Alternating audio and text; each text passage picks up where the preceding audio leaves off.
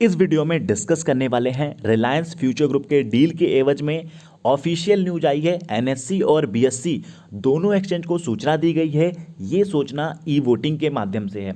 जो e voting का result आया है, शेयर होल्डर्स ने डील के फेवर में वोट किया है, अनसिक्योर्ड क्रेडिटर्स ने डील के फेवर में वोट किया है, सिक्योर्ड क्रेडिटर्स ने डील के अगेंस्ट में वोट किया है। ये पहले से भी कंफर्म था क्योंकि ब्लूमबर्ग ने ऑफिशियल अपडेट किया था कि 3% इस मैटर को लेकर अवेयर थे। ब्लूमबर्ग ने बताया था कि स्टेट बैंक ऑफ इंडिया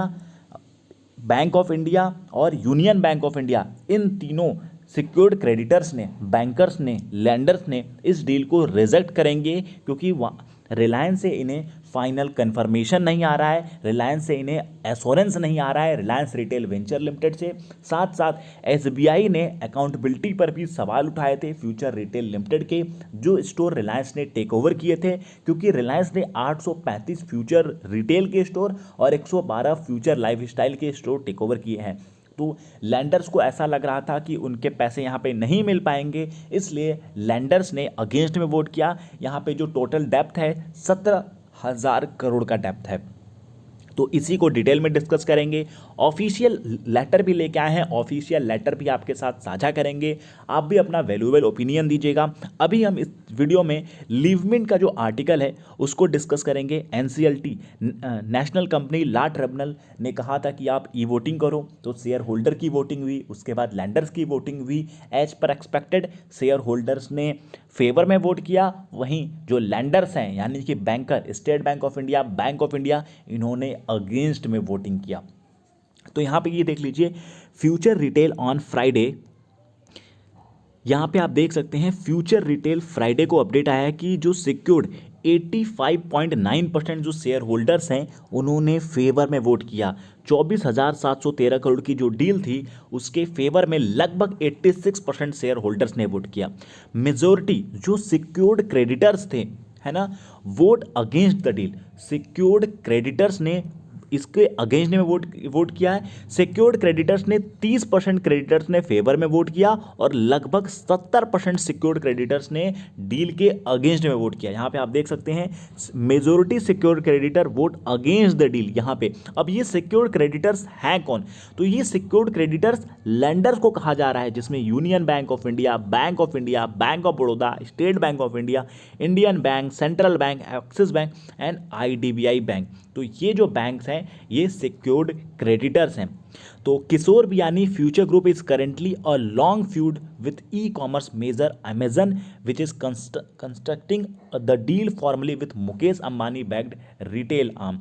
तो यहाँ पर जो शेयर होल्डर्स और क्रेडिटर्स की मीटिंग हुई, उसमें जो शेयर होल्डर्स ने फेवर में वोट किया, अनसिक्योर्ड क्रेडिटर्स ने फेवर में वोट किया, लेकिन जो सिक्योर्ड क्रेडिटर्स हैं यानी कि जो बैंकर्स हैं उन्होंने हाईली अगेंस्ट में वोट किया। तो यहाँ पर इस लेटर को सबमिट किया गया है। बहुत ज़्यादा इंपॉर्टेंट होने वाला है 25 तारीख का डेट, 25 अप्रैल को, क्योंकि 25 अप्रैल को एनसीएलटी की सुनवाई भी है, तो वहाँ पे भी इम्पॉर्टेंट है। सभी ने अपना डॉक्यूमेंट भी सबमिट किया है। 16 page letter to Kishore Biyani and other promoter on 12 April the US e commerce giant such meeting are illegal. Amazon ने कहा था कि इस प्रकार की जो मीटिंग है वो इलीगल है। 16 पेज की लेटर सेंड किया था किशोर बियानी और अदर प्रमोटर को अमेजन ने। यहाँ पे ये चीज़ मेंशन है क्योंकि इन्होंने बताया था कि जो 2019 का एग्रीमेंट है उसके एवज में ये पॉसिबल नहीं है।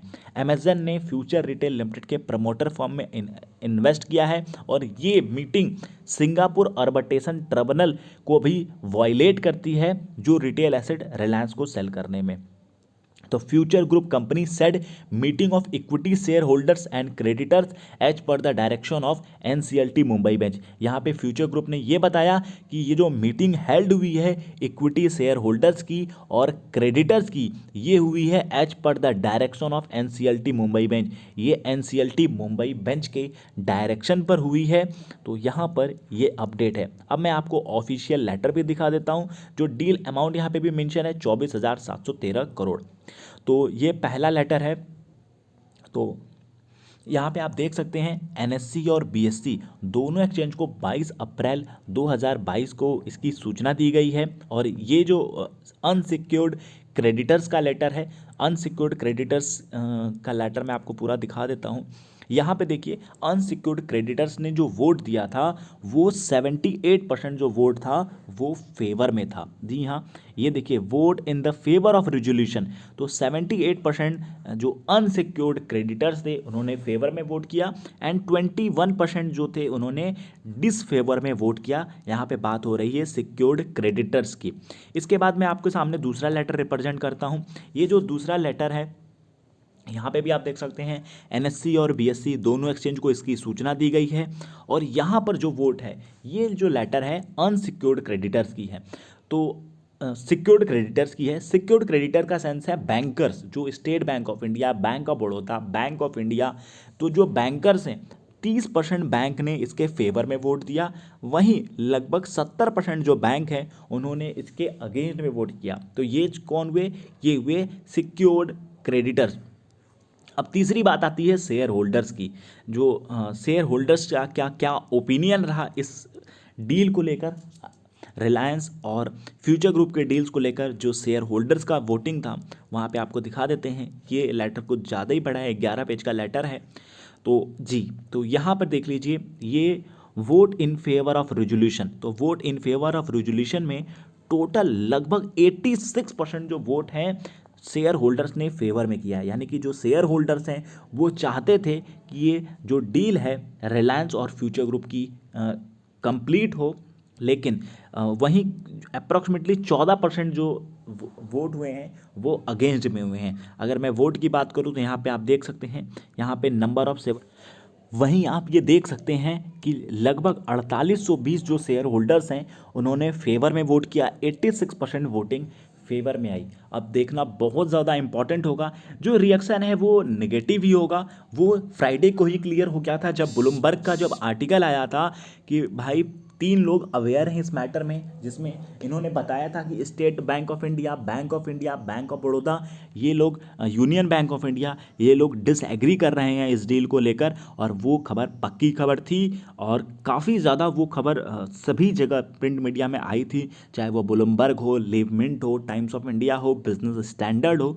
तो ये अपडेट थी। बाकी अब देखना काफ़ी इंपॉर्टेंट होगा कि आने वाले टाइम में क्या रिएक्शन होगा, क्या सुप्रीम कोर्ट का रिएक्शन होगा, क्या NCLAT का रिएक्शन होगा, क्या CCI का रिएक्शन होगा, अमेज़न का, रिलायंस की तरफ से क्या चीज़ें सामने आती हैं, रिलायंस क्या कहेगी।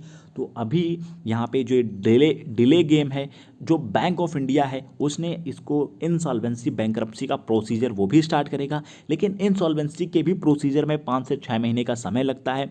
तो बहुत ज़्यादा इंपॉर्टेंट होगा। साथ में किशोर बियानी जी इसको लेकर क्या कहते हैं, तो जो भी अपडेट होगा फ्यूचर में आपके साथ शेयर करेंगे, साझा करेंगे। Okay friends, thank you, wish you a very very